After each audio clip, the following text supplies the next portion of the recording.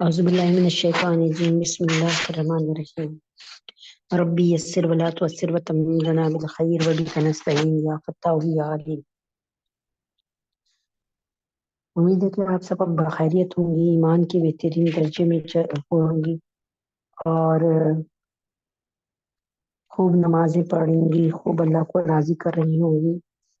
کچھ باتوں کی طرف توجہ فرمائیے۔ حضور پاک صلی اللہ علیہ وسلم کا ارشاد ہے کہ حق تعالیٰ جل شانہ اور اس کے فرشتے سحری کھانے والوں پر رحمت نازل فرماتے ہیں۔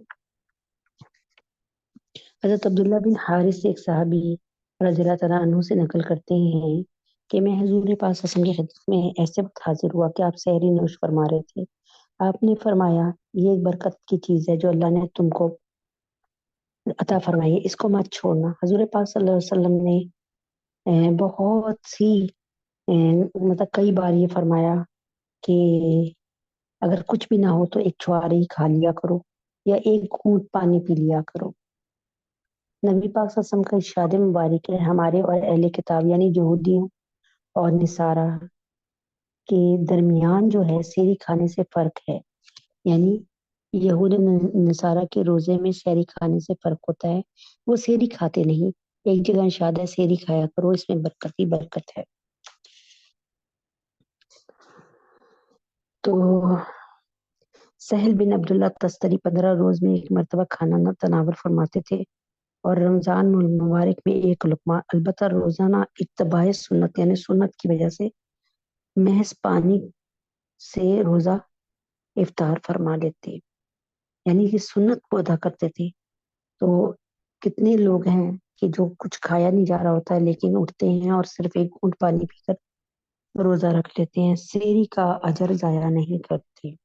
حضور پاک صلی اللہ علیہ وسلم کا ارشاد ہے کہ بہت سے روزے رکھنے والے ایسے ہیں کہ ان کو روزے کے ثمرات میں یعنی روزے کے فائدے میں صرف بھوکا رہنے کے کچھ بھی حاصل نہیں، اور بہت سے شب بیدار یعنی رات کو عبادت کرنے والے ایسے ہیں کہ ان کو رات کے جاگنے کی مشقت کے سوا کچھ نہیں ملا۔ یعنی کیا مطلب کہ جو روزہ رکھتا ہے لیکن غیبت میں مبتلا رہتا ہے اور گالیاں دیتا رہتا ہے، گناہ کے کام کرتا رہتا ہے، تو اس کو صرف بھوکا رہنا ہاتھ آتا ہے، یعنی صرف اور صرف وہ بھوک کو برداشت کر رہا ہوتا ہے۔ تو روزہ نام ہے کہ آپ اپنی دل پر بھی، دماغ پر بھی، زبان پر بھی، دل جو ہے اپنے ہاتھوں پر بھی اور اپنے پیروں پر بھی جو ہے کنٹرول کر لیں۔ نہ آپ کسی کو گالی دیں، نہ برا بھلا کہیں، نہ کسی کی اپنے کانوں سے کوئی جو ہے جاسوسی کریں اور کسی کے ٹون نہ لیں، اور کیا کہتے ہیں اسی طریقے سے کسی کو برا بھلا نہ کہیں، کسی کی غیبت نہ کریں، اور اسی طریقے سے آپ اگر رات میں کسی وقت جاگنے کا ہو تو کوشش یہ کریں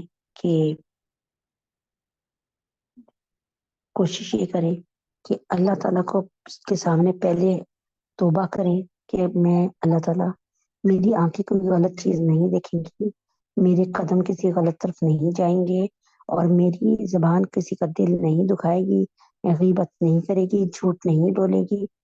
اور تو اللہ تعالیٰ کی رحمت سے یہ بات بعید نہیں ہے، اللہ کے لیے کچھ مشکل نہیں ہے کہ آپ کو 11 مہینے بھی اللہ تعالیٰ ایسی زندگی گزارنے کا موقع دے۔ تو حضرت محمد صلی اللہ علیہ وسلم کا ارشاد ہے کہ روزہ آدمی کے لیے ڈھال ہے جب تک اس کو پھاڑ نہ ڈالے۔ ڈھال ہونے کا مطلب یہ ہے کہ جیسے آدمی ڈھال سے اپنی حفاظت کرتا ہے، اسی طرح روزے سے بھی اپنے دشمن یعنی شیطان سے حفاظت ہوتی ہے۔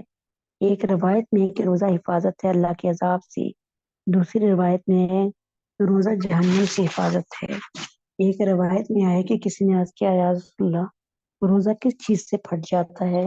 حضور پاک صلی اللہ علیہ وسلم نے فرمایا جھوٹ اور غیبت سے۔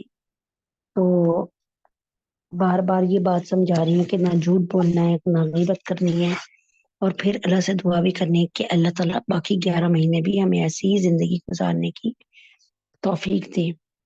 میاں بیوی کو بھی چاہیے کہ اس روزے کی حالت میں وہ بالکل اللہ تبارک تعالیٰ کے حکم سے پرہیز کریں اور اللہ کو ناراض نہ کریں۔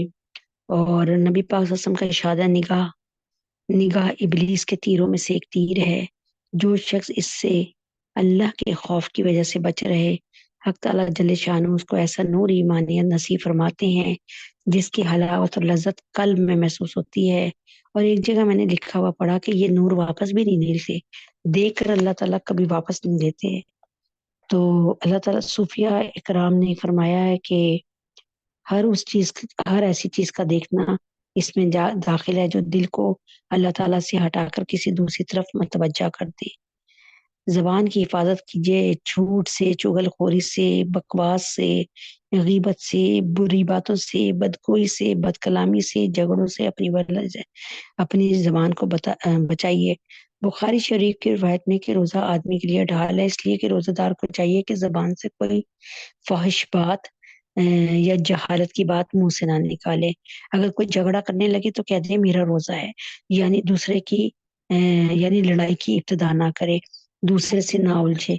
اگر وہ سمجھانے والا تو اسے کہہ دے کہ میرا روزہ ہے، اور اگر وہ بیوقوف نہ سمجھے تو اپنے دل کو سمجھا لے کہ میرا روزہ ہے، میں نے اس کی بات کا جواب نہیں دینا، میں نے اس کی کسی غلط بات کا جواب نہیں دینا. نبی پاک صلی اللہ علیہ وسلم کے زمانے میں دو عورتوں نے روزہ رکھا، روزے میں شدت سے بھوک لگی کہ ناقابل برداشت بن گئی، ہلاکت کے قریب پہنچ گئی. صحابہ کرام رضوان تعالیٰ اجمعین نے نبی پاک صلی اللہ علیہ وسلم سے دریافت کیا تو حضور پاک نے ایک پیالہ ان کے پاس بھیجا اور دونوں کو اس میں کیا کرنے کو حکم فرمایا. دونوں نے کیا کی تو اس میں گوشت کے ٹکڑے اور تازہ کھایا ہوا خون نکلا. لوگوں کو حیرت ہوئی تو حضور پاک صلی اللہ علیہ وسلم سے ارشاد فرمایا کہ انہوں نے حق تعالیٰ جل شانہ کی حلال روزی سے تو روزہ رکھا اور حرام چیز یعنی مردہ بھائی کے گوشت سے روزہ کھول لیا. دونوں عورتیں لوگوں کی غیبت کرتی رہی یعنی اور غیبت کا کیا ہے کہ قرآن میں لکھا کہ غیبت کرنا ایسے جیسے مردہ بھائی کا گوشت کھانا. اور یہ بھی فرمایا کہ غیبت کرنے سے روزہ بہت زیادہ معلوم ہوتا ہے. اور یعنی غیبت کرتی رہی یہ دونوں عورتیں اور ایسے ہو گیا ان کا کہ جیسے مرنے والی ہو گئی، کیونکہ غیبت جو ہے روزے کو سخت بنا دیتی ہے. نبی پاک صلی اللہ علیہ وسلم سے کسی نے دریافت کیا غیبت کیا چیز ہے. حضور پاک صلی اللہ علیہ وسلم نے فرمایا کہ کسی کی پیٹھ پیچھے ایسی بات کرنا جو اسے ناگوار گزرے. اور سائل نے پوچھا، سوال کرنے والے نے کہا اگر اس میں واقعتاً وہ کوئی برائی ہو تو اور جو کہی گئی ہو، حضور پاک صلی اللہ علیہ وسلم نے فرمایا جبھی تو غیبت ہے. یعنی اگر کوئی عورت بد زبان ہے اور آپ میں سے کوئی اسے کہیں کہ یہ تو بڑی بد زبان ہے تو یہی غیبت ہے کہ جو عیب اس میں ہو، جو کمی اس میں ہے، جو برائی ہے اس کو بیان کرنا. اگر واقعتاً موجود نہ ہو تب تو بہتان ہے، اور اگر وہ عورت ایسی نہیں ہے لیکن آپ کہہ رہے ہیں تو پھر یہ تو بہتان ہے. اور بہتان کا تو بہت شدید قسم کا اللہ تعالیٰ سزا رکھی ہے. ایک مرتبہ نبی پاک صلی اللہ علیہ وسلم کا 2 قبروں پر کے پاس سے گزر ہوا تو حضور پاک صلی اللہ علیہ وسلم نے ارشاد فرمایا ان دونوں کو عذاب قبر ہو رہا ہے. ایک کو تو لوگوں کی غیبت کرنے کی وجہ سے، دوسرے کو پیشاب سے احتیاط نہ کرنے کی وجہ سے، یعنی پیشاب کے چھینٹوں سے نہ بچنے کی وجہ سے. تو یہاں پہ حضور پاک صلی اللہ علیہ وسلم کا ارشاد ہے کہ سود کے 70 سے زیادہ باب ہیں، سب سے سہل اور ہلکا درجہ اپنی ماں سے زنا کرنے کے برابر ہے. یعنی سود کھانا ایسے ہے جیسے اپنی ماں کے ساتھ زنا کرنا. اور 1 درہم سود کا 35 زنا سے زیادہ جو ہے وہ عذاب ہے. یعنی 1 درہم سود کا 35 زنا سے زیادہ سخت ہے. اور بدترین سود اور سب سے زیادہ خبیث ترین سود مسلمانوں کی آبرو ریزی ہے، یا کسی کی عزت کو اتار کے رکھ دینا یا کسی کے ساتھ زنا کر لینا. یہ سب کی سب چیزوں سے اللہ تعالیٰ بالکل منع کرتے ہیں. اور جب اپنا روزہ افطار کریں تو حلال مال کے ساتھ کریں، حرام مال کے ساتھ روزے کو افطار نہ کریں، روزہ خراب ہو جاتا ہے. اور اپنی اپنی اپنی اپنی آنکھوں کی، کانوں کی، زبان کی، دل کی، دماغ کی، ہاتھوں کی، پیروں کی حفاظت فرمائیں کہ یہ ایک اچھی چیز نہیں ہے، اللہ تعالیٰ کو ناپسند ہے، اور اس سے بھی بچیں. یعنی یوں سمجھ لیں کہ ہر طرف سے آپ نے احتیاط کرنی ہے. اور پھر اس روزے کے لیے اللہ نے فرمایا کہ روزہ میرے لیے، اس کی اجر میں خود دوں گا، یعنی الصوم لی وانا اجزی بہ. اور ایک جگہ نبی پاک صلی اللہ علیہ وسلم نے فرمایا الصوم لی وانا اجزی بہ، یہ روزہ میرے لیے ہے، اس کا اجر میں خود ہوں. یعنی آپ روزہ رکھیں، اللہ تعالیٰ آپ کے ہو گئے۔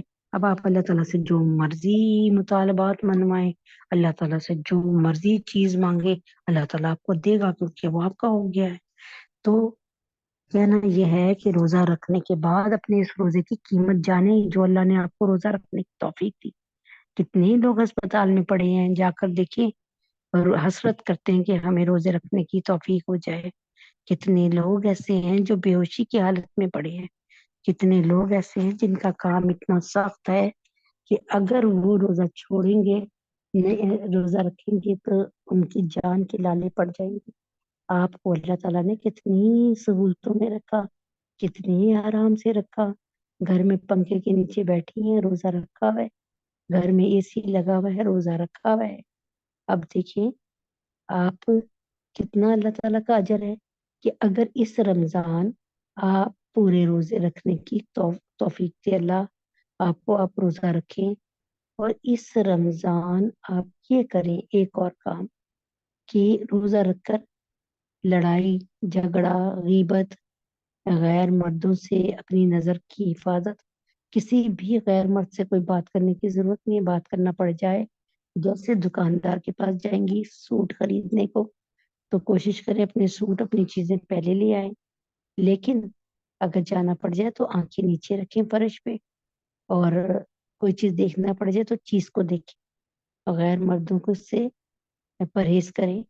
تو اللہ تعالیٰ یہ فرماتے ہیں، اللہ کے نبی فرماتے ہیں کہ اللہ تعالیٰ جب یہ رمضان آپ نے صحیح گزار لیا تو باقی 11 مہینے بھی اللہ تعالیٰ آپ کے ایسے ہی گزار دیں گے انشاءاللہ۔ تو کتنے مزے کی بات ہے، یعنی ایسی خوبصورت بات اللہ کے نبی نے فرمائی ہے کہ اگر ہم ایک رمضان ایسا گزار لیں، بالفرض آپ اس دفعہ کا رمضان ایسا گزاریں جس میں کوئی نافرمانی نہ کریں، تو اللہ تعالیٰ آپ کو 11 مہینے بھی ایسے گزارنے کی توفیق دے دے گا۔ پھر 12واں مہینے پھر رمضان آ جائے گا، پھر آپ اس کو ایسے ہی گزاریں کہ آپ اپنے جسم کی جان کی اللہ تعالیٰ کے حکم سے زبان کی دماغ کی پیروں کی ہاتھوں کی حفاظت فرمائیں، گناہ سے اس کو بچائیں۔ پھر 11 مہینے، اور یہاں ہوگا کہ حتیٰ زرتم المقابر، یہاں تک کہ ہم اپنے قبروں میں پہنچ جائیں گے۔ تو ہم اپنی قبروں میں کس حالت میں پہنچیں گے کہ ہمارے ذمے کوئی گناہ ہی نہیں ہوں گے۔ کیسی خوبصورت زندگی، اور اللہ پھر آپ کو کیسا دنیا میں عروج دے گا۔ اللہ تبارک تعالیٰ ایسے بندے کو جو توبہ کر لیتا ہے اور برائی سے بچ جاتا ہے، اللہ تعالیٰ فرماتے ہیں کہ اللہ تبارک تعالیٰ فرماتے ہیں، نبی پاک صلی اللہ علیہ وسلم کی زبانی نبی کہلواتے ہیں کہ اللہ تعالیٰ ایسا خوش ہوتا ہے کہ اللہ تبارک تعالیٰ فرشتوں کو بلا کے،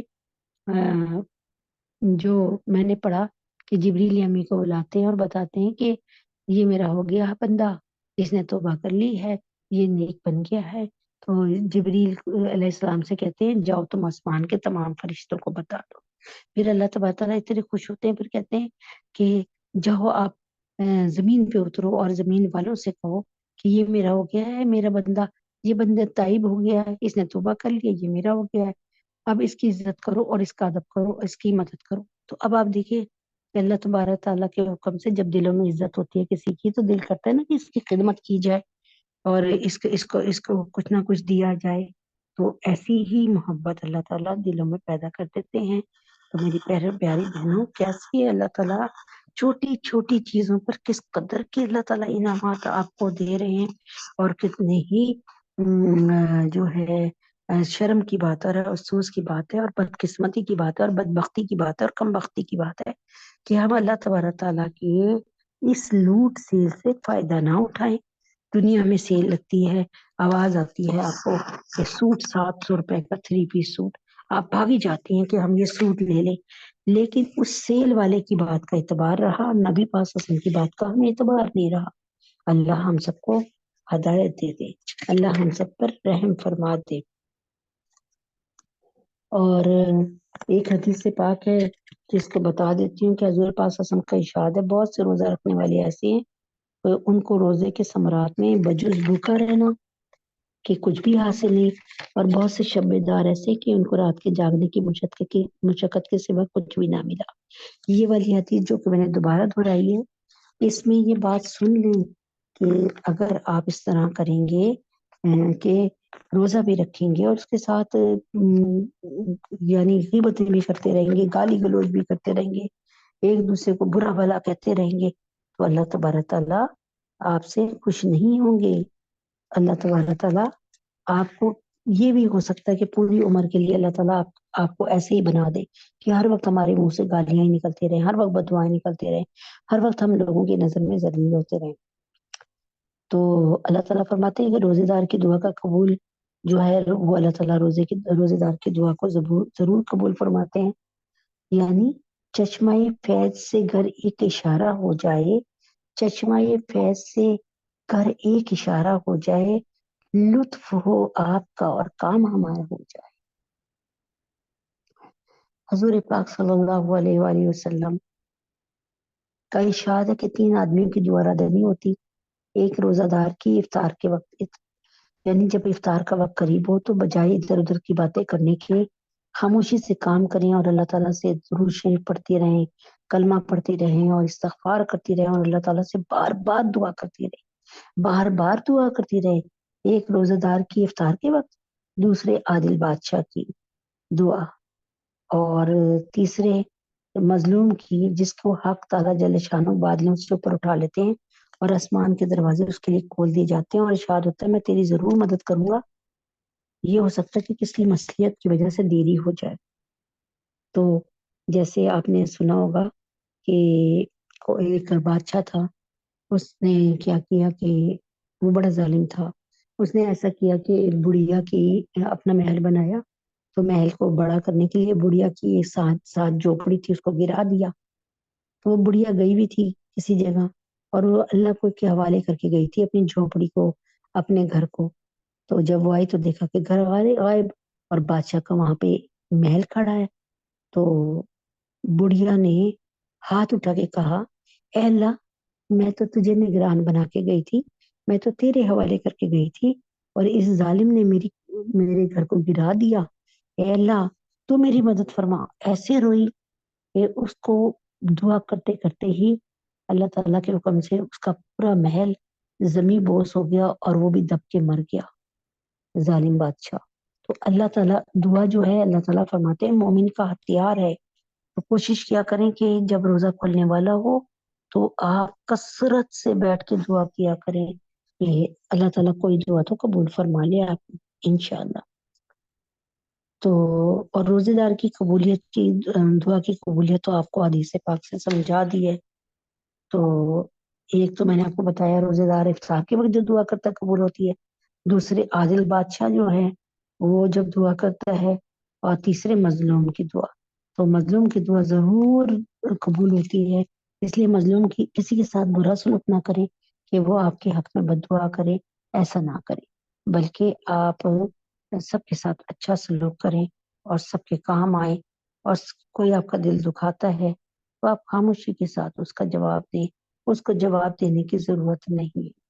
تو میں نے آپ کو کیا بتایا کہ روزہ ایک ڈھال ہے، اور جب تک کہ آپ اس کو خود نہ پھاڑ دیں، تو کیا مطلب کہ آپ نے اگر کسی کی غیبت کی تو روزہ آپ کا خراب ہو گیا، ٹھیک ہے۔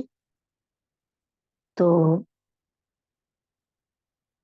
ایک اور بات ہے، اس کو یاد رکھیں، غصہ جب آتا ہے نا تو اسی وقت زیادہ تر ہم جو ہے گالیاں گلوچ اور برائیاں کر رہے ہوتے ہیں جب غصہ آتا ہے۔ تو کیا کیا کریں کہ ایسے وقت میں بیٹھ جایا کریں اور اللہ سے دعا کرا کریں اعوذ باللہ من الشیطان الرجیم، تاکہ اللہ تبارک تعالیٰ جو ہے وہ آپ کو حال پہ رحم فرما دے۔ اسی طرح بشر حافی رحم اللہ کے پاس ایک شخص گئے، وہ سردی میں کانپ رہے تھے اور کپڑے پاس رکھے ہوئے تھے۔ انہوں نے پوچھا یہ وقت کپڑے نکالنے کا ہے؟ یعنی انہوں نے پوچھا یہ وقت کپڑے نکالنے کا ہے؟ فرمایا کہ فقراء بہت ہیں اور مجھ میں ان کی ہمدردی کی طاقت نہیں، اتنی ہمدردی کر لوں کہ میں بھی اس جیسا ہو جاؤں۔ یعنی کیا کیا کہ اپنے کپڑے اتار دیے، گرم کپڑے، اور اپنے جو ہوگا قیمتی موٹا لباس وہ فقیر نے صدا لگائی تو اس کو دے دیا۔ تو وہ لوگ ایک ایک جوڑا ہوتا تھا वो भी अल्लाह की राह में दे देते थे और खुद चादर लपेट लेते थे। तो खुद सर्दी बर्दाश्त कर ले, खुद गर्मी बर्दाश्त कर ले। तो कहने का क्या मकसद है कि मेरी प्यारी बहनों, अल्लाह रब्बुल इज्जत फरमाते हैं कि आप जो है कि रोजे अगर आप किसी भी नेकी को करके चाहोगे कि अल्लाह खुश हो जाए, तो अल्लाह ताला फरमाते हैं कि रमजान में जो की हुई नेकी है ना, वो अगर नफली होगी तो मैं उसके फर्ज के बराबर जजा दूंगा, और फर्ज को 70 फर्जों के बराबर कर दूंगा, इतनी जजा दूंगा। तो इसी तरीके से कोशिश किया करें कि अपने आप को झूठ से बचाएं, दिल दुखाने से बचाएं, एक दूसरे के काम आए। कि अल्लाह ताला को बहुत पसंद है वो लोग जो अ, अपने इस बात का ख्याल रखते हैं कि हमने मर जाना है और मौत की फिक्र करते हैं और अल्लाह से डरते रहते हैं, क्योंकि अल्लाह ताला ने फरमाया है कुरान में, आप कहीं भी देख लें, एक हदीस है पाक है कि इन्नल्लाह ला यंजुरु इला सुवरिकुम व अमवालिकुम वलाकिन यंजुरु इला कुलूबिकुम व आमालिकुम। कि अल्लाह रब्बुल इज्जत नहीं देखते तुम्हारी मालों को और तुम्हारी सूरतों को, लेकिन अल्लाह ताला जरूर देखते हैं तुम्हारे दिलों को और तुम्हारे अमालों को। तो सहाबा में ये था कि सहाबा इतने डरते थे कि कोई किसी लम्हे भी कि हमारी अल्लाह तबारक ताला के कोई अल्लाह ताला के का हमसे कोई हुक्म ना टूट जाए। और जब कभी खुदा ना खास्ता ऐसा होता तो फौरन रो पड़ते। तो अल्लाह ताला को कौन सा दिल पसंद है जो फौरन महसूस कर ले कि ये मेरी गलती है और उस पर अल्लाह से माफी मांग ले, और जिसका दिल दुखाया उससे भी माफी मांग ले। प्यारी बहनों, ये तो छोटी सी जिंदगी है, थोड़ी सी जिंदगी है, पता नहीं अगला जुम्मा हमें नसीब होता है कि नहीं होता। तो क्यों ना हम अपना नेकियों का बैंक बैलेंस जो है वो उसको बढ़ा लें, यकीन कर लें, मेरी बात मान लें, क्योंकि जैसी करनी वैसी भरनी, ना माने तो करके देख। जन्नत भी है दोजख भी है, ना माने तो मर के देख। तो यहाँ पर जो नेकियां की हैं जिससे आप अल्लाह का कुर्ब हासिल करना चाहती हैं, अल्लाह को खुश करना चाहती हैं, अल्लाह ताला उस नेकी को, उस नफली नेकी को फर्ज के बराबर करेंगे। और जो आप फर्ज अदा करती हैं 70 फर्जों के बराबर, बार बार बताने से ये मतलब है कि इस बात का ख्याल रखें और अपने घर वालों से भी प्यार मोहब्बत से बोलें। और घर हो जाता है किसी वक्त गुस्सा चढ़ जाता है, लेकिन उसके बाद कोशिश किया करें कि गुस्सा जब चढ़े तो बैठ जाएं। और अगर रोजा नहीं है, ज्यादातर तो आपको पता है रोजे से नहीं होते, तो बैठ जाएं, पानी पी लें, लेट जाएं और किसी और काम की तरफ लग जाएं। ठीक है। तो मैंने पहले भी आपको बताया था कि अपने आप को गीबतों से बचाएं, गुनाहों से बचाएं, अपने आप को यानी किसी के साथ बेईमानी ना करें, किसी को धोखा ना दें। तो किसी को किसी से किसी के साथ बेईमानी ना करें और किसी को धोखा ना दें, दूसरों के काम आए।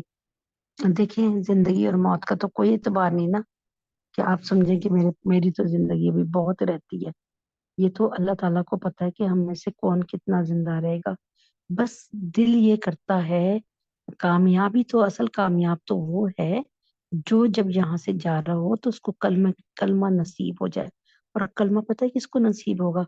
जिसकी जिंदगी कलमे के मुताबिक गुजरी होगी, जिसको जब भी कोई परेशानी हुई उसने अल्लाह से मांगा, किसी और से नहीं मांगा। अल्लाह को अपना खालिक मालिक राजिक जाना और बंदों को से अच्छा सलूक किया, लेकिन उनसे किसी भी चीज की तवक्का ना की। क्योंकि बंदे जो है ना, बंदे अल्लाह ताला दे के जिताता नहीं है, और बंदे अगर देंगे ना तो किसी ना किसी मौके पर जिताएंगे जरूर। इसके हालात बहुत खराब थे, मैंने मदद की तो हालात सही किए। तो कहने का क्या मकसद है, ये तमाम बातें बताने का मकसद क्या है कि मेरी प्यारी प्यारी बहनों, अब ये वक्त आ गया कि हम समझ लें कि हमने जिंदगी कैसे गुजारनी है। वक्ती तौर पे तो ये होता है ना कि अगले ने आपको एक गाली दी, दिल करता दो गालियां हम भी दे दे, नहीं, اس وقت اگر آپ چپ ہو جائیں گے تو یہ ایسی چپیڑ ہے جس کو وہ اپنے اندر میں محسوس کرے گا. اچھا اگر نہیں یقین تو صرف اس ہفتے کر لیجیے. کوئی آپ سے لڑے یا کوئی آپ کو کوئی بات لگائے تو آپ خاموشی سے وہاں سے ہٹ جائیں یا اس کو دیکھ کر بس خاموش ہو جائیں. جب وہ دیکھے گا نا آپ نے کوئی جواب ہی نہیں دیا, کچھ بولا نہیں, آپ دیکھیں تو صحیح کیسے وہ آپ کی عزت کرے گا, آپ کے پیچھے پیچھے چلے گا. آزما کے دیکھ لیں, یہ آزمائی ہوئی بات ہے.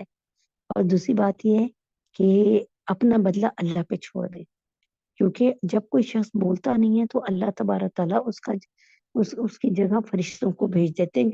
جیسے ایک بات ہے کہ ایک شخص آپ کو گالیاں دے رہا ہے اور آپ خاموش ہیں, ایک شخص آپ کو کہہ رہا ہے کہ آپ بہت کمینی ہیں تو آپ خاموش رہیں, تو فرشتہ کہے گا تو کمینہ ہے. ایک شخص کہے گا آپ بہت ذلیل ہیں, آپ خاموش رہے تو فرشتہ کہے گا کہ تو ذلیل ہے. تو یاد رکھیں کہ آپ بیٹھی ہوئی ہیں اور آپ کا وکیل بغیر فیس کے بول رہا ہے, آپ کا سائڈ لے رہا ہے. اللہ کے یہاں کہ بھی آپ کا بڑا رتبہ ہو گیا, لوگوں کے یہاں بھی اللہ تعالیٰ نے آپ کا رتبہ بڑھا دیا. تو اور میری بہنوں, آپ میں سے بتائیں کہ کون کون ایسا ہے جو فلسطینیوں کے درد کو محسوس کرتا ہے اور کچھ پڑھتا ہے, یہ بھی بتائیں. کیونکہ الحمدللہ رب العالمین ہم سب تو اللہ کا شکر پڑھتے ہیں, اور اللہ کا شکر ہے کہ آپ کو یقین نہیں آئے گا کہ 25 فروری سے اب تک کے لیے میرے خیال میں 8 لاکھ دفعہ کلمہ اللہ پاک نے ہمارا مکمل کرایا, صرف ہمارے ایک گروپ سے. باقی تو اور گروپ پہ اور مدرسوں میں جو ہمارے مدرسے ہیں, اللہ کا شکر ہے 35,000 دفعہ ہر جمعے کو کلمہ طیبہ اور کلمہ یہ آیت کریمہ پڑھا جاتا ہے. تو آپ سے بھی عرض ہے کہ آپ پڑھیں, ان کی بائیکاٹ کریں, ان کی معاشیت کا, فلسطین کے لوگوں کی مدد جیسے کر سکتے ہیں کریں. بہت سے بیت السلام والے اور تقی عثمانی صاحب کے وہ اور القدس لنا والے, یہ کافی لوگ ان کی مدد کر رہے ہیں. ان کو پیسوں سے مدد کر دیں, کیونکہ فی الحال پیسوں سے ہی کر سکتے ہیں. تو ان کے لیے دعا کریں اور پلیز پلیز پلیز ان کی چیزوں کا بائیکاٹ کریں. آپ میں سے کوئی بہن ایسی ہے جو بالکل ان کی کوئی چیز نہیں استعمال کرے, مجھے اس کا نام ضرور بتائیں. انشاءاللہ اب تو میری اور آپ کی ملاقات میں کم دن رہ گئے ہیں. انشاءاللہ عید کے بعد جو ایک جمعہ ہوگا وہ گزار کے اگلے جمعے ملاقات ہوگی. ہاں آپ یہ بتائیں آپ کی نماز کتنی کیسی ہو گئی, نماز آپ کی آگے صحیح ہوئی کہ نہیں ہوئی. کتنا اچھا ہو کہ جب میں آؤں تو وہ سب کی نمازیں ٹھیک ہو چکی ہوں, اور جب میں آؤں تو سب کے جو ہے کیا کہتے ہیں وضو بھی ٹھیک ہو گیا. اور انشاءاللہ ملاقات ہوگی تو اللہ تعالیٰ کے حکم سے تجوید بھی آپ کی کافی حد تک بہتر ہو گئی ہو. تو کیونکہ مجھے 3 مہینے ہو جائیں گے, رجب شعبان رمضان, ٹھیک ہے. تو آپ نے خوب محنت کرنی ہے, اس کو خالی نہیں سمجھنا اس بات کو. آئیں دعا کرتے ہیں, اللہم صلی علی محمد وعلی آل محمد کما صلیت علی ابراہیم وعلی آل ابراہیم انک حمید مجید. قل هو الله احد الله الصمد لم يلد ولم يولد ولم يكن له كفوا احد. قل هو الله احد الله الصمد لم يلد ولم يولد ولم يكن له كفوا احد. قل هو الله احد الله الصمد لم يلد ولم يولد ولم يكن له كفوا احد. ربنا آتنا في الدنيا حسنة وفي الآخرة حسنة وقنا عذاب النار. ربنا ظلمنا أنفسنا وإن لم تغفر لنا وترحمنا لنكونن من الخاسرين. اللهم أنت السلام ومنك السلام تبارک یا ذا الجلال والإکرام. اے اللہ ہمارے گناہوں کو معاف فرما دیجئے, ہماری خطاؤں کو درگزر فرما دیجئے. مولا کریم آقا عظیم ہم سے راضی ہو جائیے. یا اللہ ہمارے یہاں جو بے اولاد ہیں, اللہ ان کو نیک نرینا اولاد عطا فرما دیجئے. یا اللہ سونیا کو بھی نیک نرینا اولاد عطا فرما دیجئے. یا اللہ ہم میں جو کوئی بے کس ہیں بے بس ہیں, اللہ تعالیٰ ان کا سہارا بن جائیے. اے اللہ پاک اپنے حبیب پاک صلی اللہ علیہ وسلم کے طفیل میں جن کے پاس روزگار نہیں ہے ان کو بہترین روزی عطا فرما دیجیے یا اللہ پاک. جو بے ایمان ہیں ان کو ایمان عطا فرما دیجیے. جو بے ہدایتیں ہیں ان کو ہدایت عطا فرما دیجیے. جو بیمار ہیں ان کو صحت کاملہ عاجلہ مستمرہ عطا فرما دیجیے یا اللہ. فلسطین کے لوگوں کی مدد فرما دیجیے یا اللہ پاک. فلسطین کو آزاد فرما دیجیے یا اللہ پاک. حوثیوں کی اور حماس کی مدد فرما دیجیے یا اللہ پاک. فلسطینیوں کے کھانے کے لیے بہترین انتظام فرما دیجیے یا اللہ. اپنا ہر خوف سے ان کی رہائی دلوا دیجیے اللہ. ان کی حفاظت بہترین طریقے سے کر لیجیے یا اللہ. ہم سب کے گناہوں کو معاف فرما دیجیے یا اللہ پاک. ہم سب کی خطاؤں کو درگزر فرما دیجیے یا اللہ پاک. ہمارے بچوں کو نیک بنا دیجیے یا اللہ پاک. ہمارے بچوں کو حال پر کرم فرما دیجیے یا اللہ پاک. اپنے حبیب کے طفیل میں ہمارے بچوں پر رحم فرما دیجیے یا اللہ پاک. ہم پہ رحم فرما دیجیے. اس گھر میں اس وقت جتنے لوگ بیٹھے ہیں اور جتنے لوگ رہتے ہیں سب کو جو ہے دین کا دائی بنا دیجیے یا اللہ. جو بچیاں یہاں رہتی ہیں اور جو میری بچیاں ہیں یا جتنے لوگ بیٹھے ان کی بچیوں کے لیے نیک در نیک بھر کا فیصلہ فرما دیجیے. بہترین زوج عطا فرما دیجیے یا اللہ پاک.